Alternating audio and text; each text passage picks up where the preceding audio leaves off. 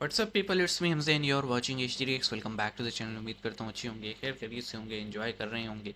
और हमारा बैकग्राउंड जो है वो दिन ब दिन मज़ीद डल होता जा रहा है।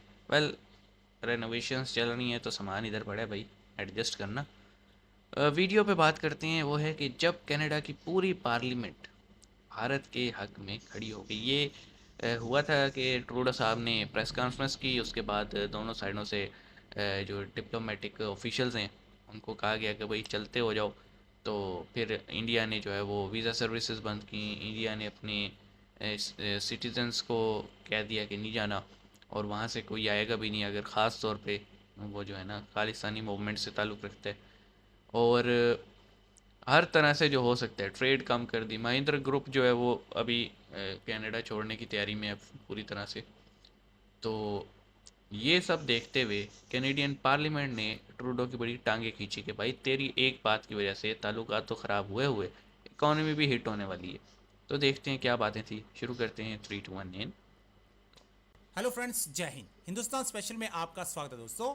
जैसा कि दोस्तों आपने क्लिप में देखा, कैनेडियन प्राइम मिनिस्टर का दाव उस पर ही भारी पड़ता दिखाई दे रहा है। पढ़ना कनाडा में दिखाओ। विपक्ष के नेता एंड्रयू शीर ने उसी संसद में ट्रूडो से सवाल पूछे हैं जहां पर प्राइम मिनिस्टर ने भारत पर बेबुनियाद आरोप लगाए थे।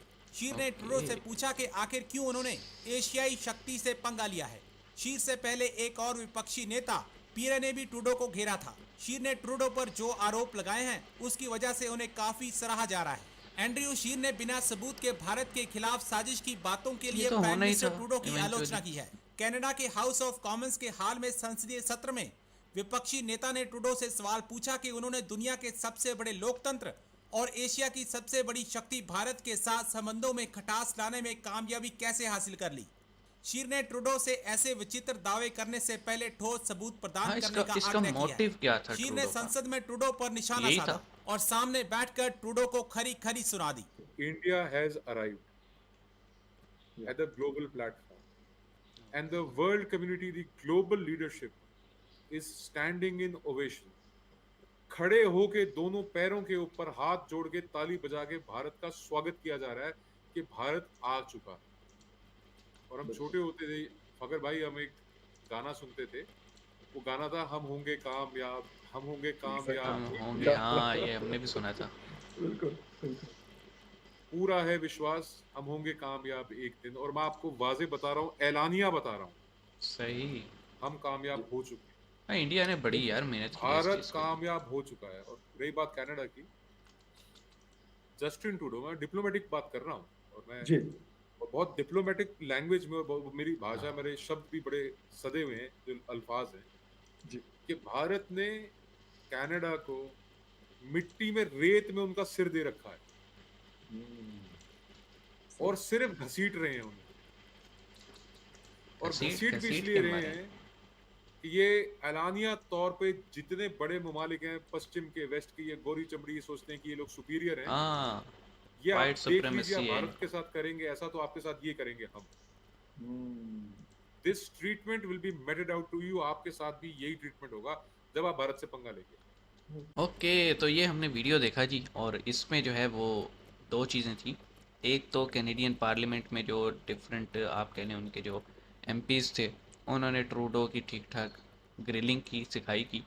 और दूसरे थे ये फ़खर यूसुफजई के साथ एक गेस्ट थे, सिख, जो कि बात कर रहे थे कि किस तरह से कनाडा की बैंड बजाई गई है।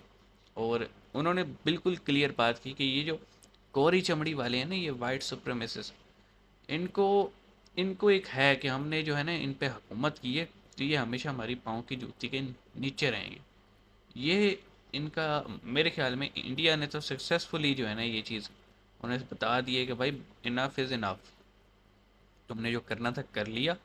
वो अंदर के लोगों की गलतियों की वजह से तुम हम पे काबिज़ हुए थे, अब बहुत हो गया। क्योंकि ना सिर्फ एडवांटेज जो है वो आबादी का है कि 1.5 बिलियन लोगों की एक मार्केट है, दूसरा सेकंड लार्जेस्ट आप कह लें एशिया में जो है ना मिलिट्री पावर है। उसके बाद बहुत सारे आप कह लें प्लेटफॉर्म्स पे प्रेजेंस है, बहुत सारे सीईओज इंडियंस हैं, एक बहुत बड़ा पूल जो है प्रोफेशनल्स का वो उन ममालिक में इंडियंस का है। इंडिया जब चाहे उन्हें वापस रिकॉल कर ले, उनकी पूरी इकॉनमी हिल जाएगी। तो ये चीज़ एक प्रॉपर डिप्लोमेटिक वे में इंडिया ने उन्हें बताने की कोशिश की है, अनलाइक पाकिस्तान जो कि मतलब एक फेल स्टेट के तौर पे सामने आ रहे।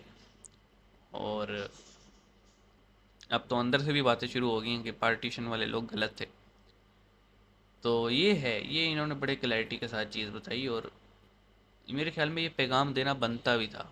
कब तक जो है ना ये गोरे आएंगे, बोलेंगे और निकल जाएंगे और इन्हें कोई कुछ कहेगा भी नहीं। तो इन्हें इनकी ज़बान में जवाब देना बनता था और इंडिया ने वो दिया है।